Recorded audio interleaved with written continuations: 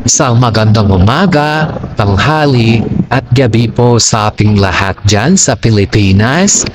At sa mga subscribers ko po na sumusuporta sa aking content, maraming salamat po sa mga parents po natin, papa, nanay, tatay, lola at lolo, kapatid, kuya, ay maraming salamat sa suporta na binibigay niyo po sa atin, sa ating content. Lalong-lalo na po sa ating Panginoong may kapal dahil binibigyan po niya tayo ng wisdom, knowledge, and understanding para makabuo po ng aking content or sa ating content ng update sa ating itulo sa buhay. Mabuhay ka Panginoon at salamat din sa pang-araw-araw na binibigay mo sa amin. Napagkain at hindi lamang po yan, kundi maraming salamat din po sa binibigyan sa amin na buhay na kung saan po ay lahat ng problema ay nalulutasan namin dahil po sa iyo. Dahil nananalig po kami sa iyo at yan po ang ating dasal at pasasalamat po. God bless po sa ating lahat. Umpisahan na po natin ang update sa Kim Pao at iba pang showbiz update ganap po. Okay, alright. Tingnan po natin ng tungkol sa mga Kim Pao at iba pang showbiz ganap.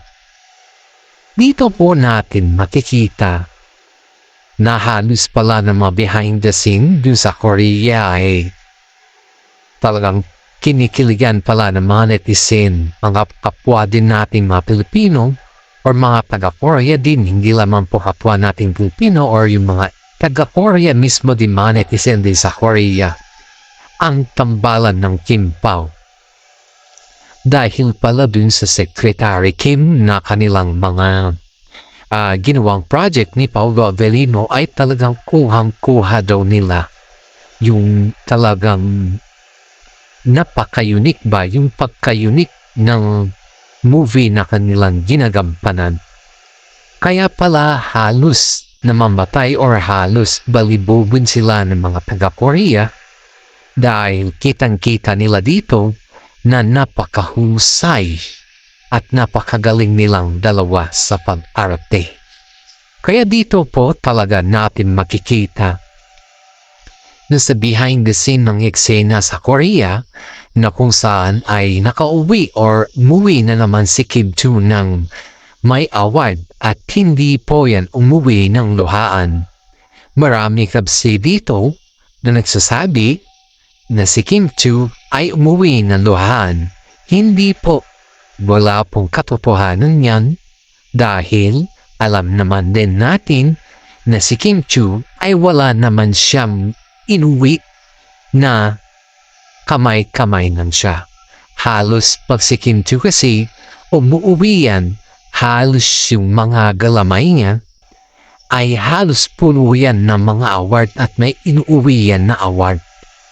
Alam naman din natin yan at marami sa atin dito kasi na hindi naniniwala sa katangian o kaugalian ni Kim Chu pagdating sa mga award na sistema. Kaya nga po dito may mga breaking news po tayo na pinagsasabi kasi nila kay Kim Chu ay yung hayon po ito ay yung mga buzzers that was sa Showtime kasi ko nangyari sa isang show na kung saan ay nandun si Kim Chu na may i-blind items ko na lang yung guy. May isang guy kasi na sinasabi, isa sang singer na binash ng mga buzzers na kung saan ay sinabi na retokado daw yung guy.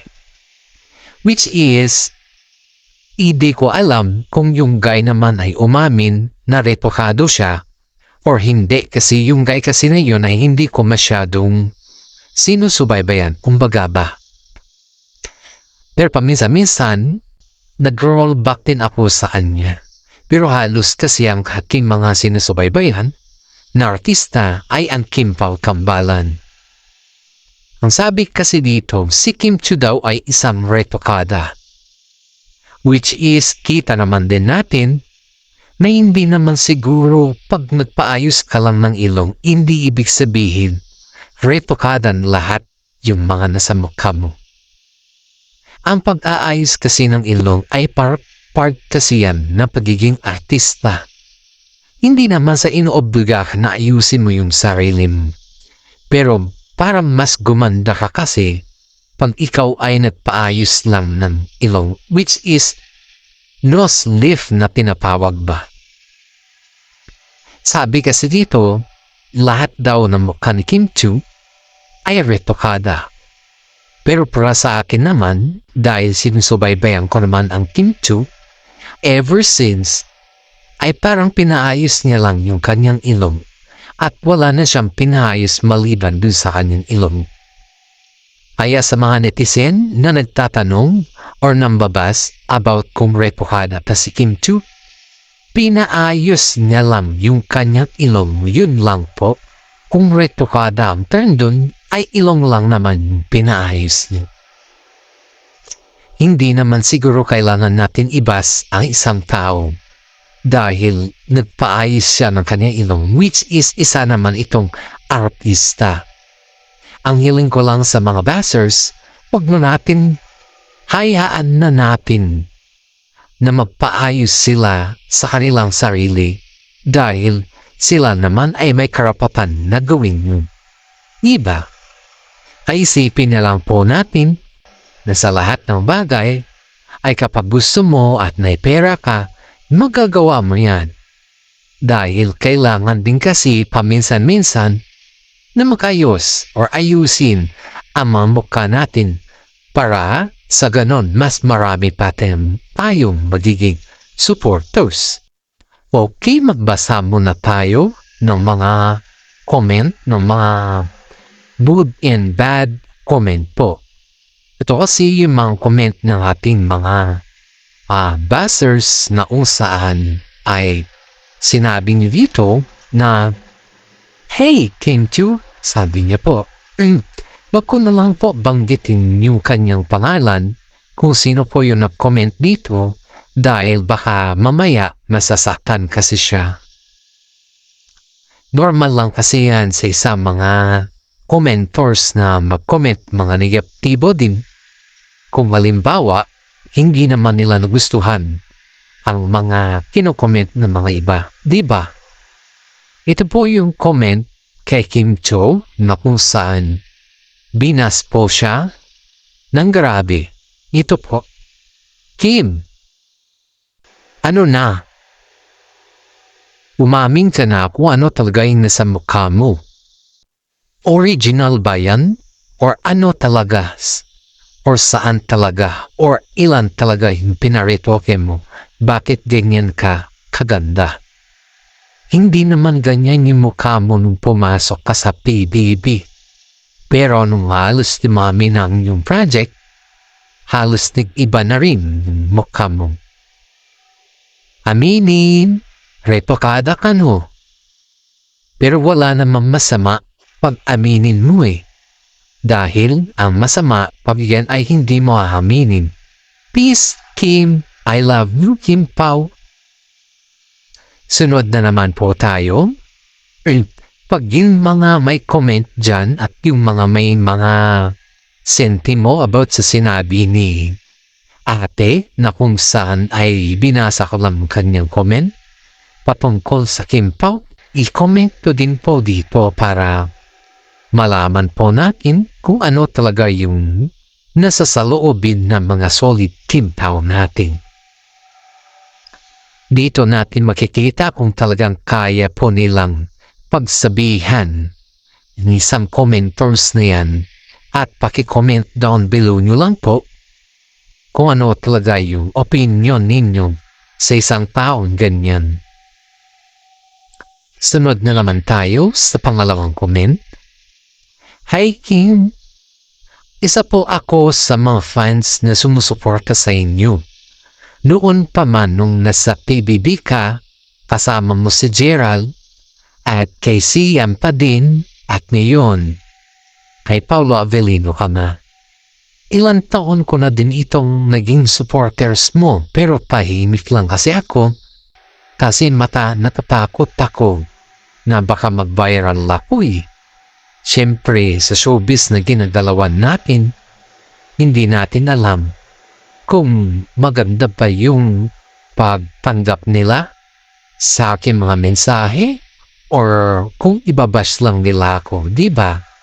Alam mo, Kim, proud ako sa iyo dahil marami kang inspiring words at marami kang na-inspire sa showbiz. Isa na ako dun. May sulat nga ako para sa iyo. Kaso nga lang, masyado na kasing mahaba ito. Pwede ko bang sabihin kay vlogger na kung saan ay i-content niya ang ating sulat? Dahil mas malinaw kasi si vlogger na magsabi kesa sa akin baka ninginigin lang ako sa hiya. Sana Kim, mapansin mo din ako bilang fans mo. Maraming salamat. Maraming salamat, Kim, dahil naging inspirasyon ka sa aking buhay habang ako ay nag-aaral. Sana naman pag-uusap ko sa lahat ng mga tao o mga sumusuporta sa iyo, huwag mo silang biguin. Dahil marami na kasi silang mga artista o mga idolo sa buhay na nabigo sila. Kaya yan lamang po ang aking pag-uusap.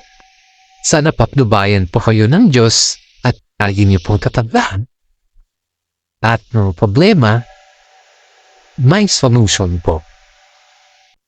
Napakaganda naman ng comment ng isa nating content creator dun or isang commentors natin dun or mga fans ng Kim Pao. Dahil isang inspirational talk kasi yun inspirational message para sa Kim Chiu na kung saan ay talagang idolo niya talaga si Kim Chiu. Dito natin makikita na hindi lamang pala mga estudyante or mga matatanda na may edad ang mga gaya po na content creator ang nag-iidolo sa Kim Pao tambalan. Kaya nga dito, isipin natin lahat. Maging positibo tayo dahil may kasabihan tayo na if everyday positive, your everyday become happy. Iyon po yung sinasabi na kasabihan natin. Kaya palagi natin tatandaan na ang pagiging positibo ay napakaganda at maganda rin sa panghabang buhay natin sa umaga. Okay, balik po tayo sa Kim Pao update. May blind items po ako sa inyo. Sino kaya na naman to? Ang dami kong blind items, guys. Sana makinig kayo dahil mga to ay may katotohanan. Kaya ko tabog na blind items dahil ayoko din po na makakasira sa kapwa nilang artista. Mahirap kasi na magsabi tayo ng pangalan kung iyan naman po ay privacy din po nila. Diba? Kadaya din po sa atin yan. Kung tayo din po ay sabihan yung pangalan or sabihin pangalan or i-mention yung pangalan, ay napakahirap din po niyan. Kaya ang blind items ko sa ngayon ay isang actress na kung saan ay lumapit kay Paolo Avellino para sabihan si Paolo Avellino na hanggat maaari daw ay kahit lang staff lang daw ang kanyang role. Si Paolo Avellino naman ay napakabait na tao po. Yung actress na kasi yun ay sikat ng generation ng 1880s. Parang ganon. Sikat siya kasi ang dami din niyang nagawang movie. Pero dahil ata sa nangyari sa kanyang buhay na hindi niya inaasahan, nagkaroon ng aberya or problema, ay bigla po siyang nawala sa showbiz. Kaya mga netizen, sana naman po wag natin ibastuwa, tas humihingi po siya ng tulong sa tambalan ng Kim Pao kung hanggat maaari kahit lang daw extra siya. Ang actress na to ay napakasipag, may 3 anak. Kasi may nangyari na hindi maganda sa kanya at yun ay wag na natin alamin at wag na nating i-discuss dito dahil alam naman din natin yung mga ibang tao dyan, mga judgmental ba? Kaisipin na lang natin na lahat ng bagay may solusyon. Wag po natin ibas ang actress na to kasi nangangailangan po siya ng tulong at yun po ay na-confess mismo kay Paolo Avellino. Mabait kasi ang Kim Pao sobrang pakit. Hindi naman lingid niya sa kalaman ng mga netizen dahil nakitang-kita naman natin sa lahat ng galawan nila ay marami silang kinokonsiderasyon na tao, kinokonsiderate na tao. At marami din silang natutulungan na tao. Kaya ang Kim Pao, proud to say ako, na solid Kim Pao po ako dahil sa inyong kabutihan ay para na din ako nakakatulong dahil binablog ko po kayo palagi. Sa mga kwan po dyan, mga gustong mag-update or sabihin nyo lang po kung ano yung gusto nyong alamin about sa Kim Pao para sa ganon, makuha po natin yung gusto nyong i-update ulit. Dahil dito, isa na naman karanalan ang pinagkaloob sa atin na may kapal para ibahagi ang tungkol sa Kim Pao. Kaya sa aking vlog na to, napapasalamat po ako sa inyo, sa mga Kim Pao fans, at sa mga buzzers din, dahil patuloy pa rin po kayong nakikinig sa aking update. At hanggang dito na lang po, wag naman po sana ninyong kalimutan may subscribe ako, i-like, at share din po ang aking content. Maraming salamat po at God bless.